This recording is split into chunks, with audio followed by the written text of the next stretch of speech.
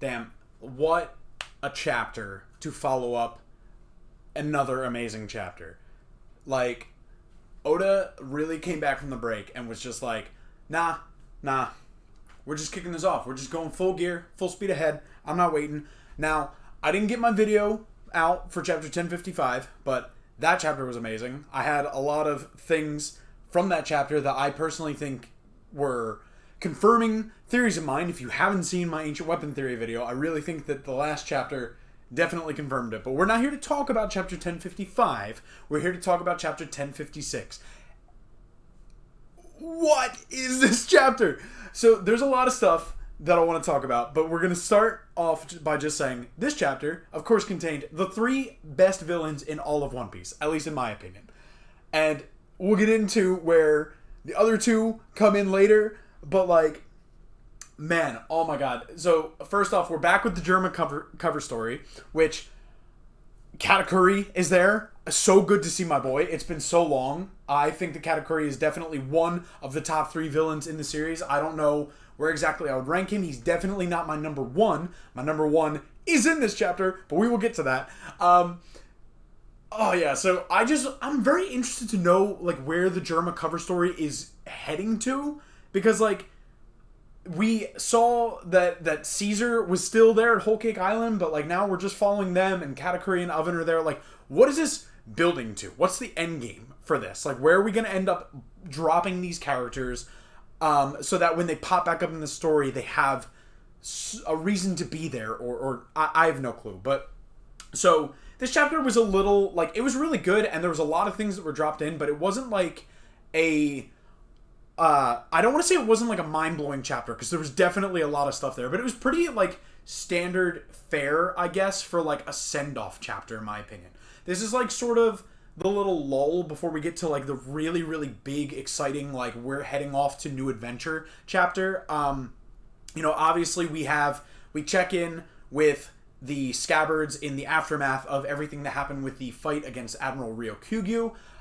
So Shinobu got sucked off screen, and we do see Raizo still being sucked, but I guess Oda really said equal opportunity suckage for everybody. I mean, I get that he was like setting up the joke for later in the chapter that like Shinobu pops back up and is like real skinny, and then you know, Kinemon being there, it's cool that we finally got a little bit more than that one tiny panel during the party of Kinemon and Otsuru's reunion. I do really, really like Kinemon's character, and I think I said that after 1055, there's not a person in the world that can convince me that Momo is not the best developed character in One Piece. This chapter just kind of drove home for me with all the little Kinemon moments, like him being, you know, reunited with his wife and just being so happy about that, and then later when they find out that Sukiyaki is still alive, and everyone's like, oh yeah, of course we knew it was you, and Kinemon is just there like, I had absolutely no idea. Like, just faking it till he makes it. It really drove home to me now that, like, these people are not going to be with us anymore. Like, I know that, that there has been a little bit of fatigue with the samurai in terms of the story, but it's like, Momo and Kinemon have been with us for a really, really long time now. And it makes me kind of sad that, like, they're not going to be there anymore. But, yeah, so two big hits, 2 possible crew members joining. Carrot definitely is not going to be joining the crew. I mean, there's still people out there that are trying to cope by saying, you know, oh, maybe Carrot is going to stow away, but I don't think that that's the case. I think that, you know, people have said it a million times before. There are people out there who try and defend it. There are people out there who try to debunk it. I personally am on the, I don't think that Carrot has had enough of a showcase in Wano. I think that if there was ever a time for Carrot to have officially joined the crew, it would have been right at the beginning of Wano, after everything in Whole Cake. Carrot did not play a big enough role in the Wano arc, for me personally, to justify her joining the crew. It is cool that Carrot is going to end up taking over as the king of Mokomo Dukedom. I just think that, like, for as young as the character is, she is one of the minks that we have spent the most amount of time with, and the fact that Inuarashi and Nekomamushi are staying behind to be vassals of Momonosuke and like kind of protect Wano, I think that it makes the most sense, because it would be a little weird if they just popped up and were like, oh yeah, you know, Shishilian is now the king of Zou.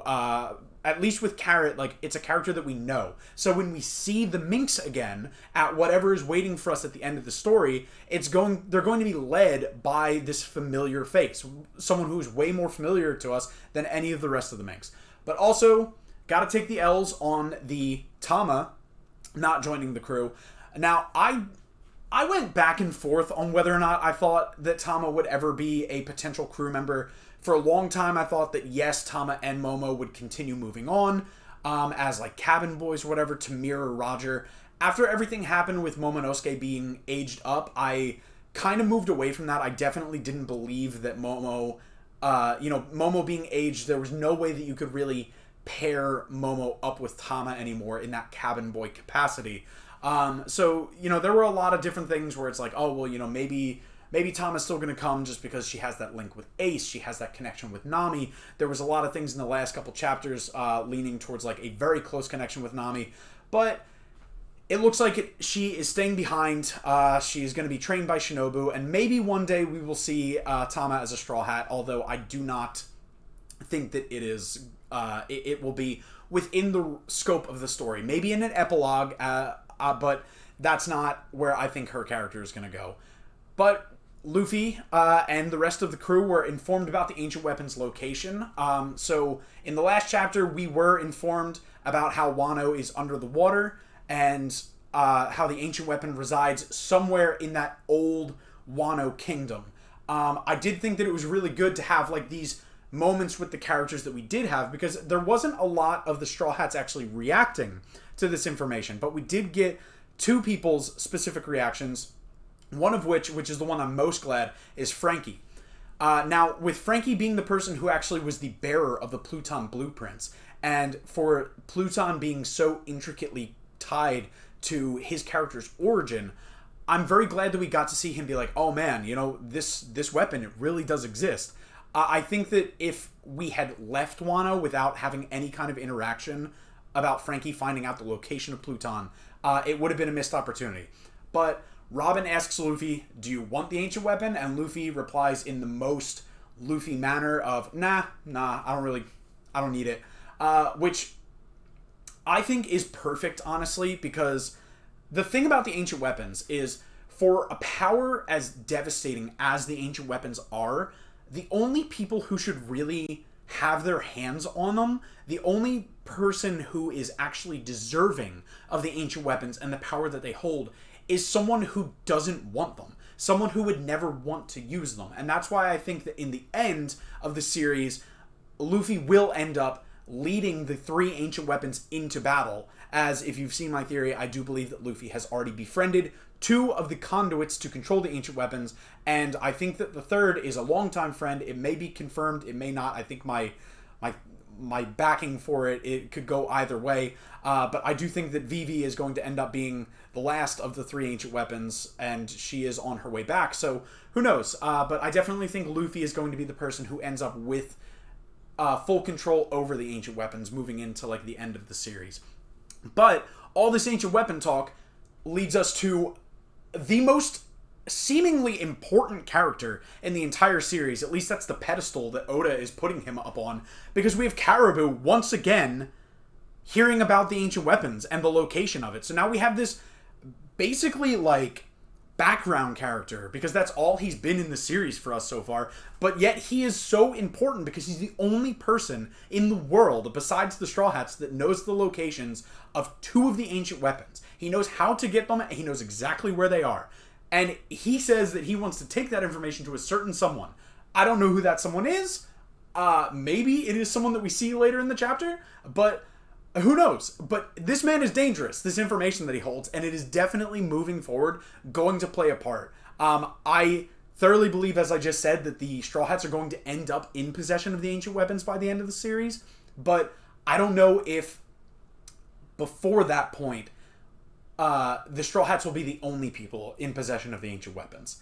Yes, and now, so I wanna talk about what happens next chronologically, but I'm just gonna skip over the fact that I'm gonna skip over Cross Guild. I'm gonna skip over the cover, the title name, because I just want to really let loose on that, and we're gonna talk about what's going on with like Momo and Kinemon and Yamato towards the end of the chapter.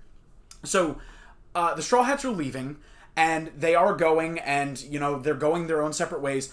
It's kind of weird to me when we get this scene to really like take into the fact. Now, I have not been reading weekly for the 10 years of publication that Law has been around. But the fact that Law, Kid, and the Straw Hats, like, we're all finally now going our separate ways, it's really odd to me that we're going to have like a time in the series where we're not going to have Law anymore. But we are moving in 3 different directions, and I think that with the Straw Hats not saying goodbye to Kinemon and Momonosuke, I think that this... I mean, I've been saying that there is a lot of evidence in these last 3 chapters to cement Yamato as a Straw Hat, but I think that this, more than anything else, cements Yamato as a Straw Hat, because we have also, for almost 10 years, been traveling with Kinemon and Momonosuke. They have been members of the crew, whether they are official members or not.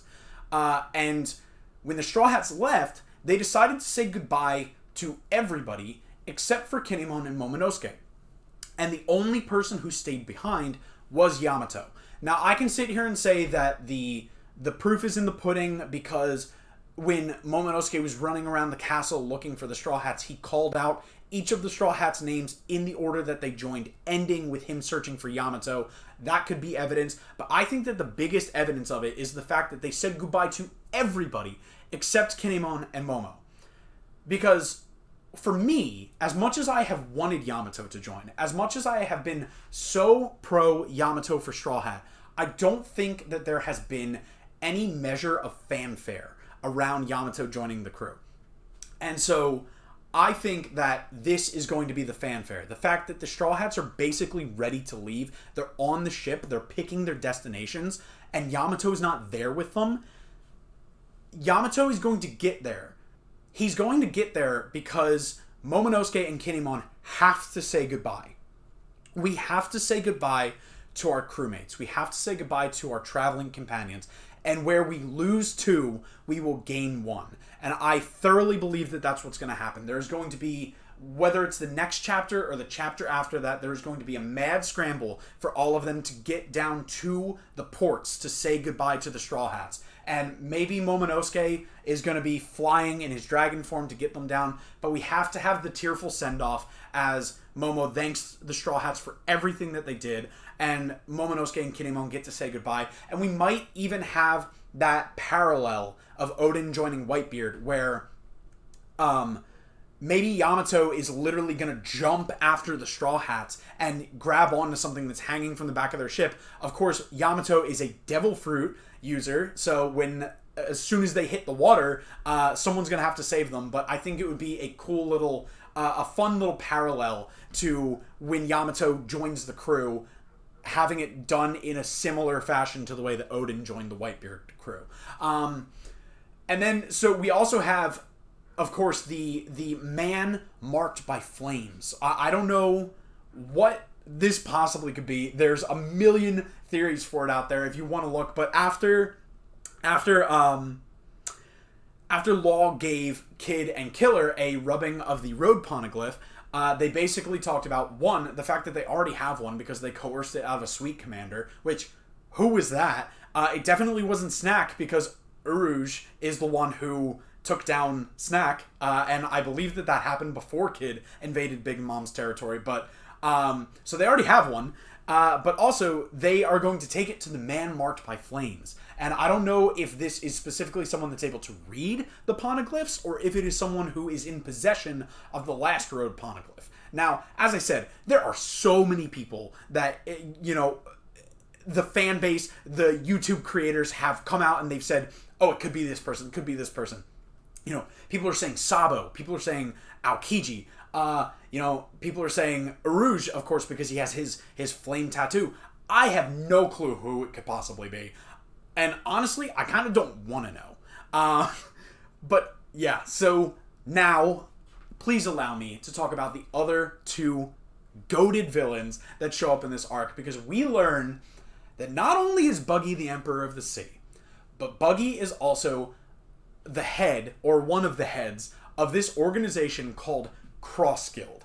And Cross Guild is Buggy the Clown, Hawkeye's Mihawk, and Sir Crocodile. Crocodile is finally back in the series. Crocodile is my absolute GOAT villain of all time. He is number one. There has never in all of One Piece been an antagonist that I love more. Alabasta is my favorite saga in the entire series. I literally have a panel from Vivi's Goodbye tattooed on my back. That is how much I love that panel and all of the characters in it. This is huge for me. I don't know what Cross Guild is, besides the fact that they're this organization that is issuing bounties on the Marines, which is wild. Like, what are the Marines' bounties going to be? What's Garp's bounty going to be? What's Smoker's bounty going to be? Like, I hope that we get to see bounties for these Marine characters that we have known and have been following for so long. But just the fact, the Crocodile and Mihawk are working under Buggy. Like, no wonder this man is an Emperor of the Sea. Like, the absolute clout. And, like, it's funny because when it comes to Buggy, we see, as readers, we see Buggy the way that Luffy sees Buggy. He's a moron, right? Because we have all the context. Like, we have his internal monologuing. We have, we've seen the failure that he just continues to fail upwards, and we've just been blown away by it. So he's such a meme of a character. But, like, really, when you look at him, the way that the world of One Piece sees him, he is an absolute force to be reckoned with. And I am just so excited. Now, what does this mean? What do I think this means for the series? I think that this 100% solidifies the fact that Buggy is going to find Laugh-Tale. I have been saying it for so long that I really think that Buggy, and it's not like an original opinion to have, but like I've been saying it for so long that I think that Buggy is going to literally fail his way to the One Piece. Like, he's just going to completely accidentally find it. I personally think that Captain John's treasure, the treasure that he's been looking for forever, I think that it is on Laugh-Tale. I personally believe that Rox actually went and found the One Piece before Roger did, and that it was at a time where Captain John was on his crew. He hid his treasure on Laugh-Tale. So it wouldn't shock me if that's the direction the series goes. But this is going to be such an amazing litmus test for our characters, because we're going to get to have those fights. We're going to get to Laugh-Tale, and we're going to go up against the Buggy Pirates. We're going to go up against Cross Guild. We're going to have Zoro probably finally fight Mihawk when we're fighting the Buggy Pirates. How crazy is that Mihawk, we're fighting him with the Buggy Pirates? But I personally think that if you look at the poster, it looks like where the name Cross Guild is, it looks almost like that is an indication for a fourth person who is not yet there. I don't know who that will be, but I was kind of talking my theory about how I think that we're going to fight Buggy's Pirates and working out who I thought would fight who. And I personally think that it is possible that that is where Doflamingo will come back into the story, because I don't think we're done with Dofi. I don't know where he's going to come back into the story, and I've really struggled for a long time to think about what we can do with him again. But I do think it would be great if we brought him back and had him fight against what our new monster trio is. I think it was pretty well established last chapter at the end that, like, Luffy now has this group of monster fighters, because we see him up there. He's our emperor, and we have Zoro, Sanji, and Jinbei just, like, sitting right behind him, just ready to pounce into action. So I could definitely see Crocodile fighting Sanji, but I think that it would be a bigger flex of him to have him fight Jinbei, someone who is able to literally control Crocodile's weakness and to show how he is still an absolute beast that needs to be overcome even with that weakness present. And I personally would not argue with another fight between Sanji and Doflamingo, because that was just one of the best parts of Dressrosa, in my opinion. Not even like to sit here and try and proclaim that Sanji is my favorite Straw Hat, and that's why, because it was Sanji going up against a head of an arc villain, but like just the fact that it was such an amazing thing. I don't know if we've seen any other Straw Hat really go up against the main arc antagonist, besides like when Zoro took down Morgans, or when Zoro fought Arlong for that very brief period of time. God, like, what does this mean for the series? This is so exciting, and I'm just so happy, like, so happy that this has been introduced. Cross Guild is the best thing that has happened in all of One Piece for me. The fact that Crocodile is back, like, maybe that's who Caribou is going to tell about the ancient weapons, because we know that Croc has an interest in the ancient weapons. I just can't wait to see what they do. And the fact that, like, we're really kind of getting into that end of the series feel, like we're finally coming. I can see a day where Mihawk and Zoro are gonna fight, and that's something that I am frankly not prepared for. I am not gonna be okay when all of this goes down. But that's my opinions on the chapter. What a chapter. I almost started this video saying that it wasn't groundbreaking, that nothing really groundbreaking happened in the series, and then I just went off about everything that happened and how exciting it is and what it means for the rest of the series. But let me know what you guys thought about the chapter in the comments down below. If you liked my opinions, if you didn't like my opinions, what do you think is going to go on? Do you think that Croc is going to fight Jinbei, or would you like to see a rematch between Crocodile and Mr. Prince, finally thwarting the person who thwarted a lot of his machinations back in Alabasta? Yes, but if you liked the video, please like, and if you want to see more from me, subscribe. I have a lot of things planned coming down the pipeline in the next couple months for this channel, so, stick around if you want to, and thank you guys so much for watching. I will see you in the end game.